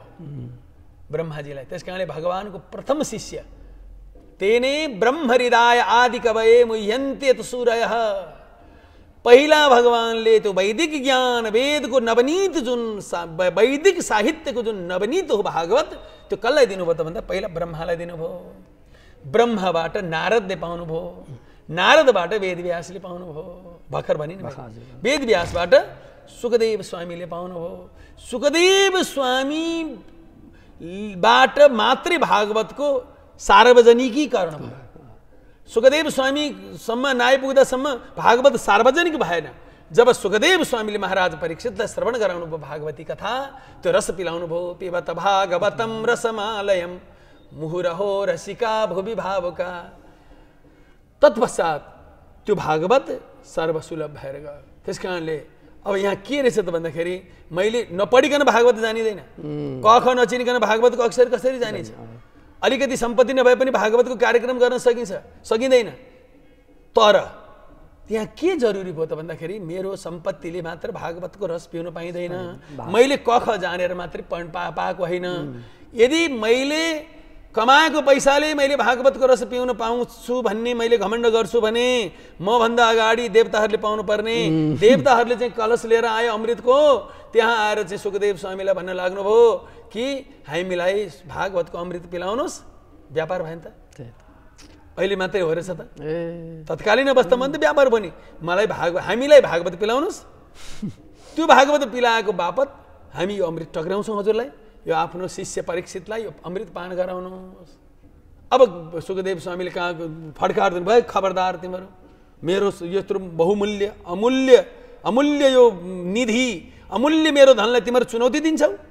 कहाँ मेरो महामणि, कहाँ तिमीहरूको फुटेको सिसा? काच को मणिर महान, कहाँ मेरो मणि, कहाँ तिमीहरूको फुटेको सिसा? त्यो त घामको टल्किदियो नि। कहाँ मेरो भागवतको अमृत, कहाँ तिम्रो स्वर्गको अमृत? तिम्रो स्वर्गको अमृत त क्षण क्षण नाश भएर जान्छ, मेरो भागवतको अमृत क्षण क्षण वर्तमान छ। त्यस कारणले त्यो भावले महाराज परीक्षितलाई कथा सुनाउन आँटेको बखत, जुन देवताहरू आउनुभएको बखत सुखदेव स्वामीले के गर्नुभयो, तिमीहरू जबसम्म यहाँ बस्छौ म कथा भन्दिनँ।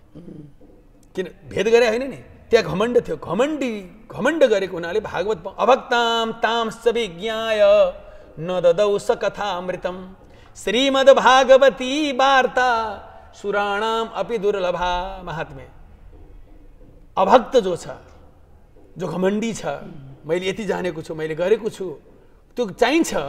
मैले अघि नै निवेदन गरेँ नि, नपढिकन कसरी भागवतको अक्षर भन्ने त, तर मैले पढेको मेरो योग्यताले मात्रै भागवत आउँछ, यो जरुरी छैन, यो जरुरी छैन। स्वर्गका देवताहरूले भागवतको रस पाएन। जस्तो अघि नै मैले निवेदन गरेको यो धुन्धुकारीको बखत के अरे प्रसङ्गमा, धुन्धुकारी चाहिँ साक्षात भागवत भयो र भगवत धाममा पदार्पण गरे। यहाँ त सारा हजारौँको सङ्ख्यामा ग्रामीण जनहरू बसेका थिए।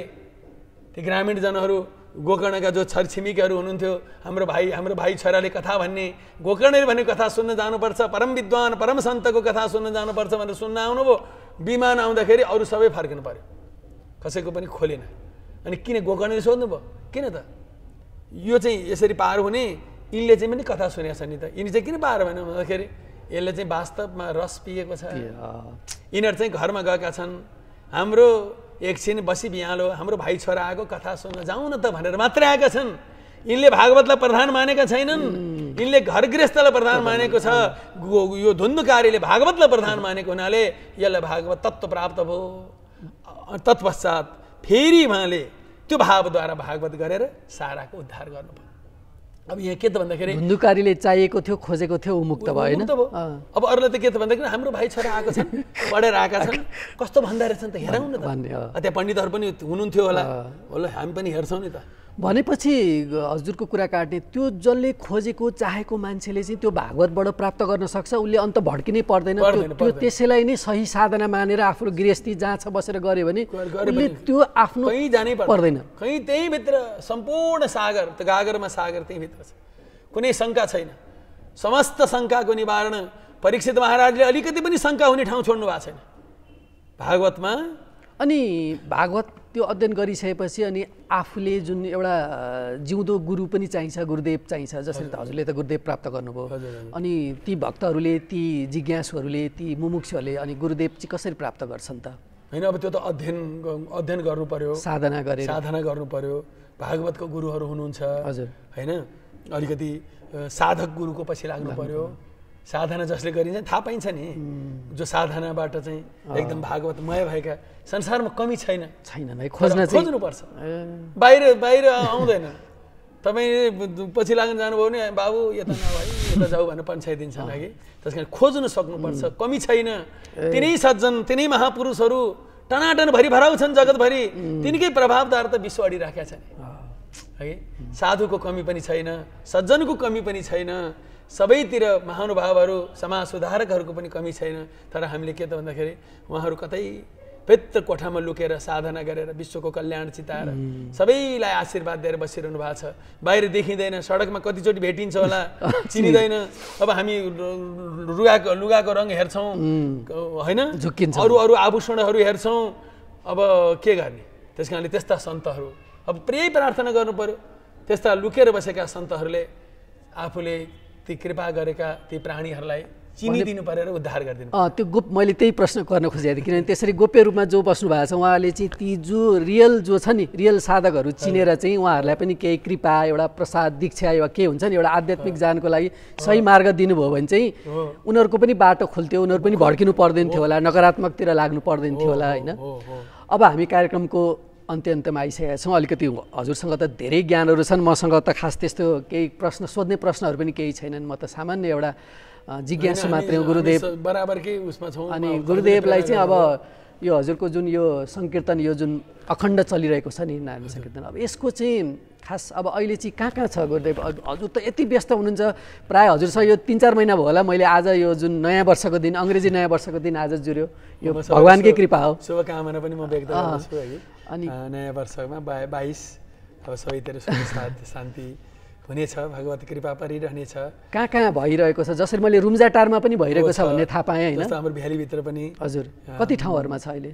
अहिले करिब 10-12 ठाउँमा छन् सङ्कीर्तन मण्डलहरू त अखण्ड नै हो सबैतिर। कसरी मिलाइरहनु भएको छ स्रोत साधन? यस्तो छ, अब तत्त स्थानमा भक्तहरू हुनुहुन्छ, तीका भक्तहरूले आफ्नो तन मन धन सबै जीवन नै त्यो भजनलाई समर्पण गरेर यो विकराल कलिकालको यस्तो बेलामा पनि साँच्चै त्यो जो भजन गरेर भजनलाई यो समाजलाई एउटा होइन सबैको सेवामा हिँड्नु भएको छ नि, अब को देवता खोज्न हिँड्ने? आज कसलाई देवता मान्ने है? मै खाऊँ मै लाऊँ सुख सहेलबा मोजमा गरौँ जस्तो हाम्रो भनौँ न यो अखण्ड कीर्तनको अभियानमा लाग्ने जुन हुनुहुन्छ सखा सखीज्यूहरू भक्तहरू, रातों दिन अहर्निश उहाँलाई चिन्तै छ कि गुरुले बक्सेको अखण्ड धारा राम नामको धारालाई कतै टुट्छ कि कतै तलमाथि हुन्छ कि भनेर कतिपयले त्यो अखण्ड कीर्तनभित्रै ओछ्यान लाएर बसेर पनि त्यो अखण्ड कीर्तनको जिम्मेवारी वहन गरिरहनु भएको छ। ठाउँ-ठाउँमा छ है। अब म हजुरलाई त्यसको लिस्ट पनि म पछि उपलब्ध गराउँछु है। त्यो ठाउँ-ठाउँमा गएर पनि हजुर यो दिव्यपुरी टिभीले तत्त स्थानमा चाहिँ जस्तो रुम्जाटारमा छ भन्नुभयो, अस्ति म ओखलढुङ्गा पुगेको थिएँ, त्यो मलाई पछि मात्रै थाहा भयो, किनभने त्यहाँ जाँदाखेरि म रुम्जाटारमा पनि अब हाम्रो पूर्वमा चाहिँ अब धरानसम्म पुगेको छ, धरानमा छ। हजुर हजुर। अनि रुम्जाटार भयो, त्यसपछि हेटौँडामा अमर निवास, हाम्रो यहाँ भकुण्डी बेसीभन्दा माथि अमर निवास, नारायण थानमा पनि छ होइन? नारायण थानमा पनि छ, चापागाउँमा पनि छ, चितवनमा पनि छ, हेटौँडामा पनि छ, डङ्ग्राईमा पनि छ। आफ्नो निवासमा गर्नु भएको छ कि भक्तहरूले? होइन, स्थान तोक्नु भएको छ। कीर्तन मन्दिरहरू बनेका छन् है। चापागाउँ बजारबारीमा पनि छ। अब त्रिशुलीमा पनि अखण्ड कीर्तन सुरु भएको, अहिले चाहिँ मन्दिर भन्दैछ, अब त्यहाँ पनि भक्तहरूले उत्साह गर्नुभएको छ है। रुम्जाटार भइहाल्यो, धरान भइहाल्यो, त्यसपछि चितवन हेटौँडा है। अनि हाम्रो देवघाटमा पनि भागवत भवन बन्दैछ। हामीलाई इच्छा छ त्यहाँ एउटा भागवत अध्ययन केन्द्र बनोस् भन्ने, त्यहाँका गुरुजीहरूले पनि प्रेरणा गरिरहनु भएको छ। हामी गर्छौँ यो भागवतको सेवा हामी गर्छौँ भन्ने हामीलाई आशीर्वाद त्यहाँबाट भइराखेको छ। त्यसै गरी हेटौँडा, चितवन, अनि अब भक्तपुरमा छ, उदयास्त छ। अब कीर्तन संस्थाहरू त धेरै छन्, यता झौखेल, कटुन्जे, सर्लाही जिल्ला, यो भनौँ न बारा, पर्सा, स्वतस्फूर्त आउनुभएको छ। स्वस्फूर्त यो 2 नम्बर प्रदेशमा प्राय गरेर 2 नम्बर प्रदेशमा हरिनाम सङ्कीर्तनको एउटा प्रवाह नै भइरहेको छ। अस्ति भर्खर पनि हामी 15 दिन जति त्यहाँ भगवतहरूको दर्शन गरेर गयौँ। मैले यहाँ भन्ने क्रममा जस्तो कुनै अखण्ड कीर्तनको नाम छुटेको हो भने म हजुरलाई उपलब्ध गराउँछु। अब जस्तो गुरुदेव मलाई चाहिँ एउटा के जिज्ञासा आइहाल्यो भने, अब जसरी यहाँ चाहिँ विभिन्न सम्प्रदाय भनेर कहीँ कृष्णको छुट्टै, कहीँ राधा कृष्ण होइन, अब कहीँ रामको पनि छुट्टै, सीतारामको छुट्टै, त्यहाँ चाहिँ आफ्नो एउटा इष्टलाई मात्रै पुकार्ने होइन, त्यो एउटा गरिँदैछ हुन त। अनि त्यसलाई चाहिँ हजुरले अब विभिन्न वैष्णव सम्प्रदायहरू हुनुहुन्छ नि होइन, उहाँहरूले आफ्नो किसिमले गर्नुभएको छ कहीँ चाहिँ, तर यसलाई कसरी हेर्नु भएको छ? यहाँ त हजुरले जसरी स्वतस्फूर्त एउटा भगवान् नाम मैले त्यहाँ अघि रामको पनि कृष्णको पनि होइन जुन तैल धारत रूपमा बहिरहेको छ अखण्ड कीर्तन, नारायणकै स्वरूप हो, अवतार हो, तर त्यही पनि कति ठाउँमा चाहिँ त्यो एउटा ग्याप जस्तो देखिन्छ क्या गुरुदेव, किनभने एउटाले अर्कोसँगको चाहिँ त्यो एउटा समान नहुने क्या, काहीँ केही भएको हो कि जस्तो, किनभने मेरो कृष्ण भनेर हिँडिरहनु भएको छ। मेरो नाम हुन त त्यो एउटै नाम हो, तर पनि एउटा नाम मान्दाखेरि अर्को नामलाई चाहिँ उहाँहरूलाई त्यो भावना आउने चाहिँ के कारण रहेछ? यस्तो अब त्यो चाहिँ अब हाम्रो राम गुरुले चाहिँ सबैलाई एक तत्त्व छ होइन, एक तत्त्व लीलाको दृष्टिबाट अनेक रूप नाम भगवानले लिइबक्छ एउटै परब्रह्मबाट होइन। अब आज हजुर यहाँ मलाई हामी छलफल गर्दैछौँ होइन, सत्सङ्ग गर्दैछौँ। यो प्रश्नोत्तर भन्दा पनि एउटा सत्सङ्ग। अब हजुरबाट पनि मैले कति कुराको हजुरको प्रश्नबाट मलाई कतिवटा उत्तर स्फुरण हुन्छ होइन, मेरो उत्तरबाट हजुरलाई कति कुरा स्फुरण हुन्छ। त्यस कारणले यो सत्सङ्गत भइराखेको छ। उहाँको भावना चाहिँ कस्तो भन्दाखेरि उहाँले सबैमा जो इष्ट आफूले मानेको छ हो, जसमा पनि आफ्नै इष्टलाई मान, आफूलाई देख। ठिक छ, कृष्णको उपासना गर्ने छ, कृष्णका उपासकहरूले रामको मन्दिरमा गएर कृष्णकै दर्शन गर्नु होइन, रूप अलग छ हरेक। अब जस्तो तर मेरो ठुलो म यो भन्ने जुन हुन्छ नि त्यो होइन। अब जस्तो भनौँ अहिले हामी छलफल गर्दैछौँ, अब हजुर कहीँ पुग्नुहुन्छ अर्कै हुन्छ नि त होइन, एउटै व्यक्ति पनि विभिन्न हो। त्यस कारण ब्रह्माजीले के भन्नुभयो भन्दाखेरि कृष्णको बारेमा यी कुराहरू आउँछन्, थाहा छ नि तपाईँलाई। ब्रह्माजीले स्तुति गरेको अहो भाग्यम अहो भाग्यम अहो भाग्यम अहो भाग्यम नन्द गोप ब्रजौकसा यन्मित्रम परमानन्दम पूर्णम ब्रह्म सनातनम। कृष्ण तिमी को हो त जो तिम्रा यी प्रियजनहरू नन्द बाबा आदि गरिएका जति मित्रहरू छन् ती अति भाग्यमानी छन्। किन भाग्यमानी भन्दाखेरि पूर्ण ब्रह्म सनातन तत्त्व तिमी हौ, तिमीले साथीको रूपमा सखाको भावले भजन पाए। अब कृष्ण भनेको को रहेछ भन्दा पूर्ण ब्रह्म सनातन परमानन्द पूर्ण ब्रह्म सनातन जुन तत्त्व हो त्यही हो कृष्ण। पूर्ण ब्रह्म सनातन परमानन्द जुन तत्त्व हो त्यही हो राम है।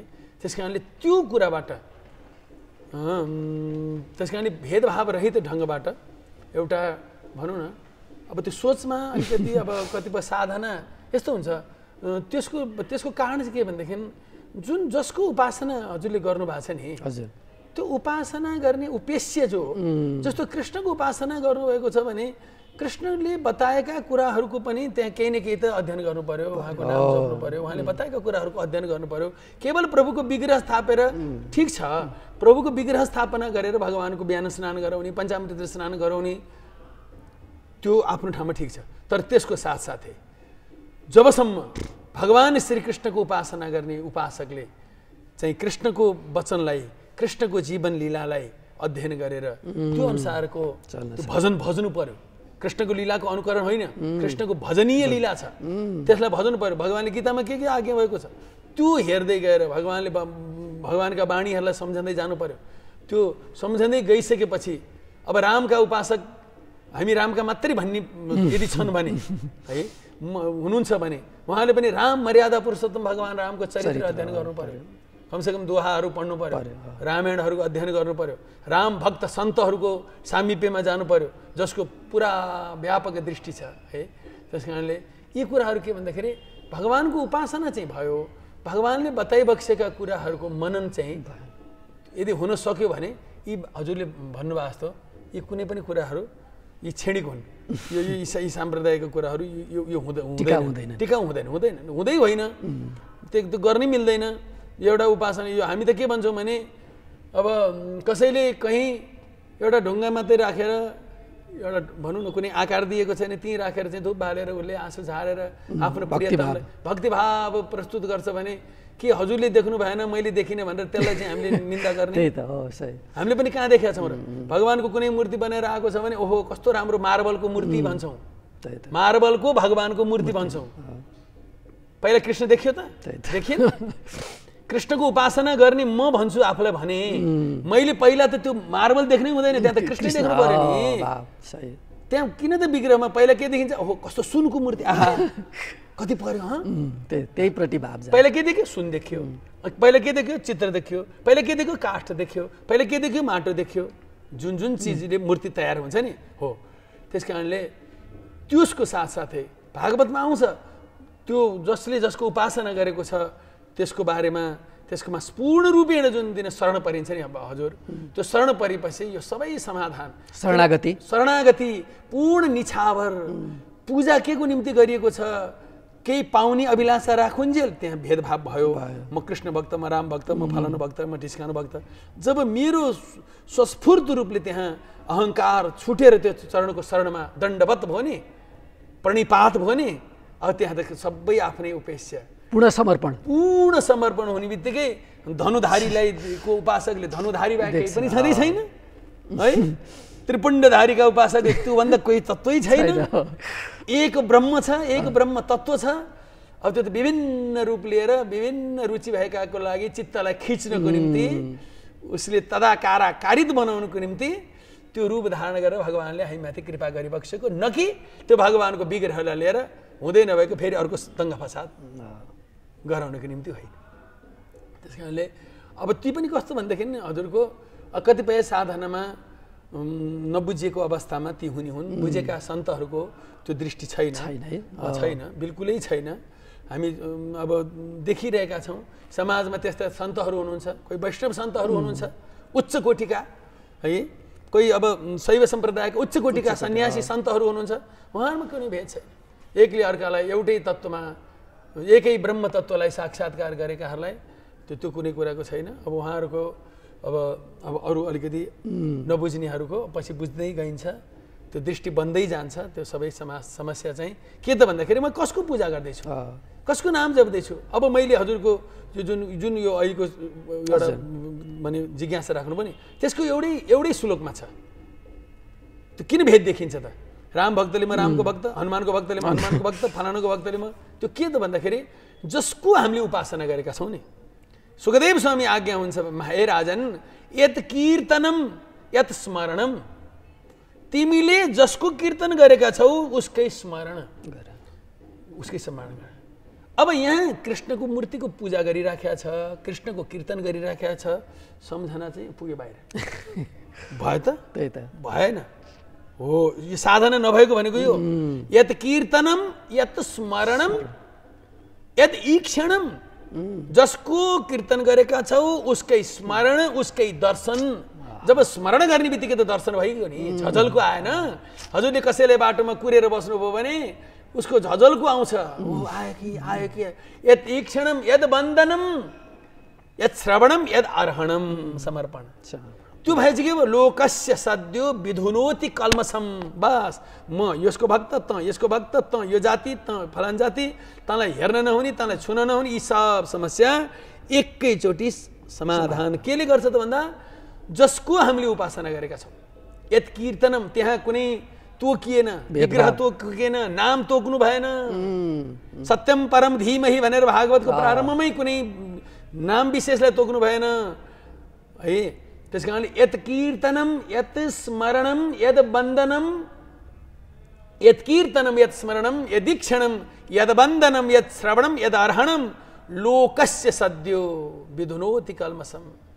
सम्पूर्ण हृदयमा रहेका कल्मषहरूलाई सद्य तुरुन्तै लोकस्य सद्यो विधुनोति कल्मषम, तस्मै सुभद्र श्रवसै नमो नमः। आज त्यही भावनालाई उजागर गर्नको निम्ति परम पूज्य नामावतार राम गुरुले हरिनाम संकीर्तनको साथसाथै भागवतको साथसाथै उहाँको मूल लक्ष्य त प्राणी मात्र की जय होस्, हगि प्राणी मात्र की जय होस्। त्यसको लागि हरिनाम संकीर्तन श्रीमद् भागवतको साथसाथै आफ्नो जीवन शैली कसरी बदल्ने त? अब कसको अनुकरण गर्ने? कुन चाहिँ भक्तको चाहिँ जीवनलाई आफ्नो जीवनमा माने उसको जीवनको जुन भाव हो नि, कसको चाहिँ आफ्नो जीवनमा उतार्ने त भन्दाखेरि भागवतले निर्णय गरिदिएको छ कि संसारमा जति भक्त छन् तिनमा सर्वोच्च कोटिको भक्त, त्यो व्यक्ति विशेषको होइन, सर्वोच्च कोटिको लेभल कुन हो त? भक्तको लेभल भन्दा सर्वोच्च लेभल हो सखी भाव र सखा भाव। सखी र सखा। सखी भनेको स्त्री शब्द भए तापनि सखी भनेको त्यो चित्तको वृत्ति हो। त्यो पूर्ण रूपेण भगवानमा निछावर, अन्यत्र कतै पनि न नाक पृष्ठम न महेन्द्र धृष्णम न सार्वभौमम न रसाधिपत्यम न योग सिद्धि अपुनर्भवम वा भन्ने जुन चित्तको वृत्ति हो त्यसको नाम हो गोपी। परमहंसको अवस्था हो यो हो। अनि जुन ब्रजका सखा सखीहरूले जुन भावले भागवतमा चरित्र आउँछ नि, जुन भावले भगवानको भजन गर्नुभयो त्यो भावले हामी गृहस्थीमा रहेकाले यादौ हने बहनने मथनो पलेप जे गर्दाखेरि पनि कृष्ण सम्झ, जे गर्दा पनि आफ्नो अभिष्ट सम्झ, जे गर्दाखेरि पनि आफ्नो इष्टलाई सम्झेर गर, जुन सखीहरूले गर्नुहुन्थ्यो हो त्यो भावको लागि ब्रजभाव, यो चाहिँ अमूर्त रूपमा लुकेको ब्रजभावलाई राम गुरुले हाम्रो नेपाल धराधाममा त्यो ब्रजको रसलाई पनि ल्याएर यो किसिमले यहाँ चाहिँ सिञ्चन गरिबक्स्यो। भनेपछि त्यो ब्रजभाव चाहिँ आफ्नो हृदयमा अङ्कुरित गराउनुको निम्ति उहाँले पुरुष वर्गलाई सखा भावले पूजा गर्नुभयो, आफैले पूजा गर्नुभयो, सखी भावले माताजीहरूलाई सखी भावले पाउमा पूजा गरेर यो सखी भाव सबैको हृदयमा छ, त्यो हजुरको हृदयमा भएको सखी भाव चाहिँ भगवान श्रीकृष्णसँग सिधै जोडिएको, अन्य उपासनामा बीचमा कुनै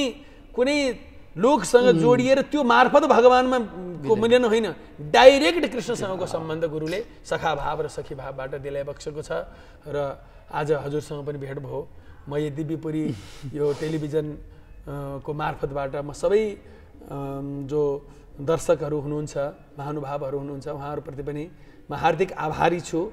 र हजुरहरूले आफ्नो जीवनलाई जुन एउटा गृहस्थ सन्त हजुरको पिताजीले हैन त एउटा मनमा अभिलाषा गरेर सबैको जय कल्याणको निम्ति गर्नुभयो। हजुरले पनि वास्तवमा आफ्नो सनातन तत्त्वलाई पिताजीले देखाएको बाटोलाई गरेर यो प्रयास गरिरहनु भएको छ। भगवानले अवश्य यो लक्ष्यलाई पूर्ण गरिबक्सिन्छ। जतिले यसबाट लाभान्वित हुनुभएको छ हजुरहरू सबैसँग मेरो हार्दिक प्रार्थना छ कि यो राम गुरुले जहाँ जहाँ अखण्ड कीर्तन र अखण्ड कीर्तन संस्थाहरू खुलेका छन्, यो केवल हामीले हाम्रो कुञ्ज अभियान अथवा यो राम गुरुको अभियान मात्रै भनेर एउटा कुनै साम्प्रदायिक परिधिभित्र यसलाई राखिएको छैन। सबैले आफ्नो हो, सबैले यो मेरो हो, यो अखण्ड कीर्तन मेरो हो, सबै जहाँ जहाँ अखण्ड कीर्तनहरू छन् यो मेरो अखण्ड कीर्तन भनेर आफ्नो आफ्नो नजिक परेको ठाउँमा हजुरहरूले कीर्तन संस्थाहरूलाई शुभ दृष्टि राखिबक्सेला। र अखण्ड कीर्तनको एउटा राम गुरुले सर्वप्रथम के गर्नुभयो त भन्दाखेरि धर्मस्तम्भ, एउटा ढुङ्गाको शिलालाई जस्तो यो बाबु देख्नुहुन्छ नि हो, त्यो कुदेर त्यसमा अब लेखिएको छ सनातन धर्मको बारेमा, वर्णाश्रम धर्मको बारेमा, कलिको सबै कुराहरू भागवतको मूल तत्त्वलाई त्यहाँ लेखेर अनि त्यसको चाहिँ ओखलढुङ्गाहरूमा पनि कति छन् है, बजारमा छ नि त ओखलढुङ्गा हो, त्यसमा चाहिँ प्रति वर्ष एउटा चाहिँ गतेबाट गएको छ, एउटा तिथिबाट गएको छ। अहिलेसम्म पनि कतिले गरिरहनु भएको छ है, कतिको गर्ने अनुकूल छैन, कतिको गर्ने अनुकूल यदि छैन भने हजुरहरूको नजिकै कहीँ अखण्ड कीर्तन अथवा कीर्तन संस्थाहरू छन् भने, हरिनाम सङ्कीर्तन मण्डलहरू छन् भने त्यहाँका भक्तहरूसँग सम्पर्क गरेर त्यहाँका भक्तहरूसँग सहयोग लिएर त्यो जुन धर्मस्तम्भमा लेखिएको कसरी गर्नुभयो त भन्दाखेरि यता दार्जिलिङ, सिक्किम, आसाम, चित्रकूट, महूदेखि लिएर नेपाल राज्यभरि, नेपाल अधिराज्यभरि उहाँले चाहिँ धर्मस्तम्भ स्थापना गरेर उहाँका भाइहरू, उहाँका भक्तहरूलाई साथमा लिएर जुन धर्मस्तम्भको गर्नुभयो र त्यसले प्रतिवर्ष आज हजुर कहाँ भोलि अर्को, त्यसो गर्दाखेरि हजुरलाई वर्षको एकचोटि पालो आउने अनि त्यसो गरेपछि त्यति अप्ठ्यारो पनि आफ्नो परिवारजन अथवा इष्टमित्र बन्धुबान्धव छरछिमेकी सबै बसेर भगवानको नाम गर्ने 24 घण्टा त्यो हजुर कहाँ पूर्ण हुँदा नहुँदै अन्त अर्कोचोटि सुरु भइसक्छ। त्यस्तो एउटा अखण्ड कीर्तनको धारा उहाँले बहाउनुभयो। अब अहिले चाहिँ ठाउँ ठाउँमा अखण्ड कीर्तन छन्, म त्यो नाम पनि हजुरलाई उपलब्ध गराउँछु। उहाँको 5 भागमा जीवनी उहाँका कनिष्ठ भ्राता ज्योतिप्रसाद हजुरबुवा ज्योतिप्रसाद गौतमजीले लेखिबक्सेको छ। पछिल्लो समय त्यसलाई पनि एउटा निचोडो रूपमा हाम्रो मुरारी दादाले पनि लेखिबक्सेको छ। त्यो पुस्तक पनि म हजुरलाई उपलब्ध गराउँछु। र आज अब केही छ कि हजुरले समय दिनुभयो, हजुरको समय र यो सत्सङ्गको लागि धेरै धेरै धन्यवाद। म पनि आभारी छु।